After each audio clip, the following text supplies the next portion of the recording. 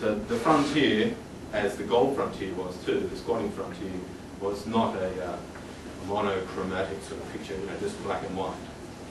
It was quite diverse. So one of the responses, again I'm emphasising one of the Indigenous responses, was to spear the sheep, steal the sheep, on occasion spear the invaders. They were defending their homelands, was their perception, of course. Other perceptions were that we better accommodate these non-Indigenous people. One of the interesting ways that they tried to accommodate us, Namaditch as they called us in this area, was to make us part of their kinship system. That it seems like the reasoning being was that if Frank here is my brother, this white person, then if I accept him into my family and try to get him to understand that I am part of his family, he's less likely to attack me. Makes a great deal of sense, I think. There was certainly a lot of that occurring as well. Now, of course, in response, we have one of the responses, again I stress, was, as S.T. Gill's painting illustrates, titled The Avengers, is the non-Indigenous parties going and paying back, if you like, for the Indigenous people who had killed their sheep.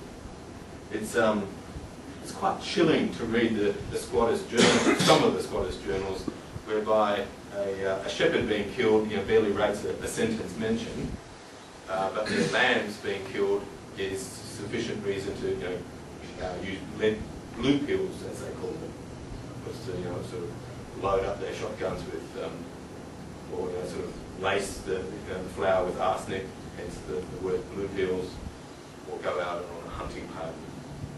These were highly motivated, if you like, sort of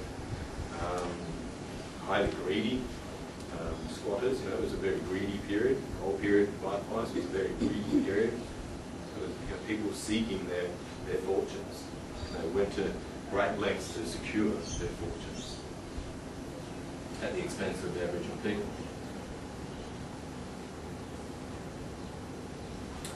We can see through illustrations some of the relationships. This is an illustration of the Kirklands. There's a lovely little publication that was published in 1845 by Mrs. Kirkland.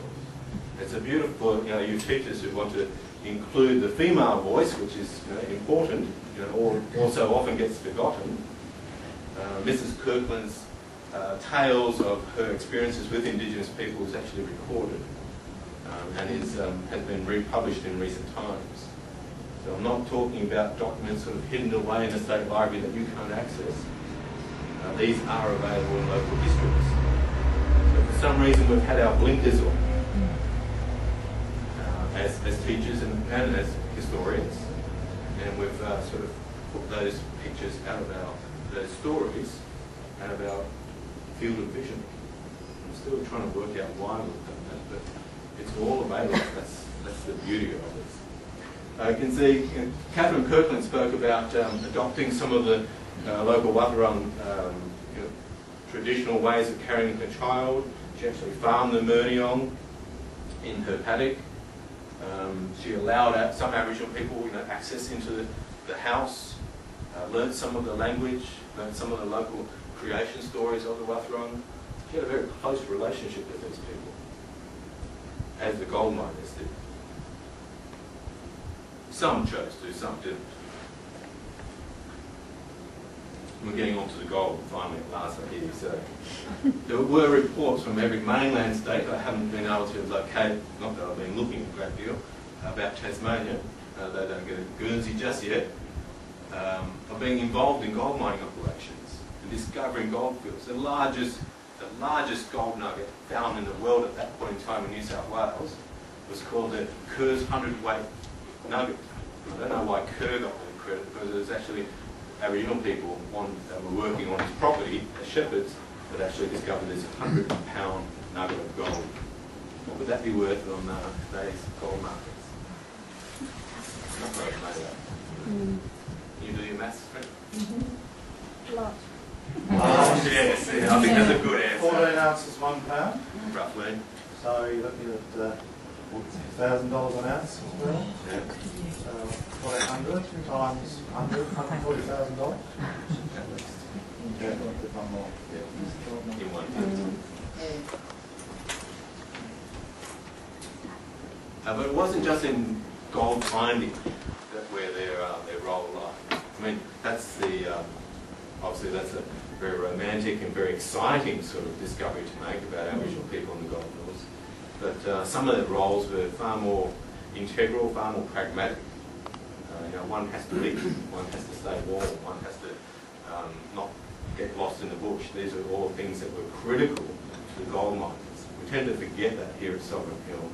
That we've got this township, and we forget that the gold fields were actually out in the bush. It was like out of Siberia. For when you read through the newspapers and the records, the gold fields were out in the bush, in the middle of nowhere. We tend to forget that. So one of the integral roles was as guides, both to the gold fields and to another gold field, finding foods, and also, as we'll see in a moment, for warm clothing and for housing and shelter. And again, I stress that the illustration, I'm just showing you a small medley of the abundant amount of visual illustrations that are available on the web, and also in our local history books as well. This one was titled Portrait of Dick the Brave and Gallant Native Guide. It was circa 1860. So these were guides that were travelling with gold diggers for short periods of time sometimes, for long periods of time, finding gold with them, as we'll see a little bit later on, or just showing them where to find water, showing them where to find food and other resources.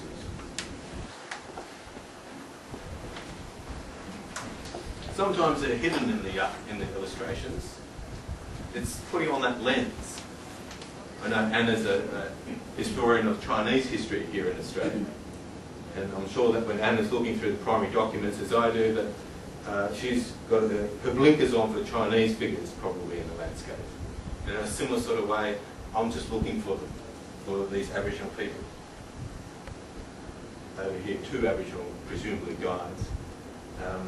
I think they must have had a drug in the 19th century of a landscape drug, because the landscapes just look so bizarre, different from how we see them.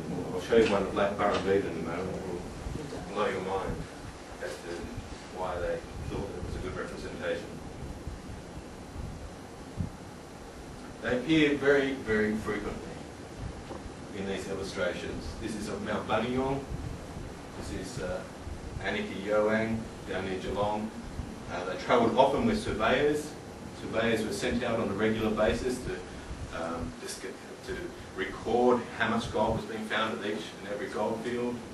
They were, the surveyors were actually given instructions, sort of rules of engagement, if you like. And one of those rules was that they would at all times try and find an Indigenous person. One of the pragmatic reasons why the Surveyor General gave this instruction to Surveyor Generals around Australia was that if you were lost in the bush, and many people did get lost in the bush, if you asked where's Mitchellstown, they would have no idea. But if you asked where's Ballarat, they could point. So it was a really pragmatic sort of non-Indigenous response to of survival. People were often lost in the bush, and if you encountered a group of Aboriginal people, you could give the Aboriginal place number, and you could be pointed in the right direction, hopefully. And this continued into the Goldfields period as well.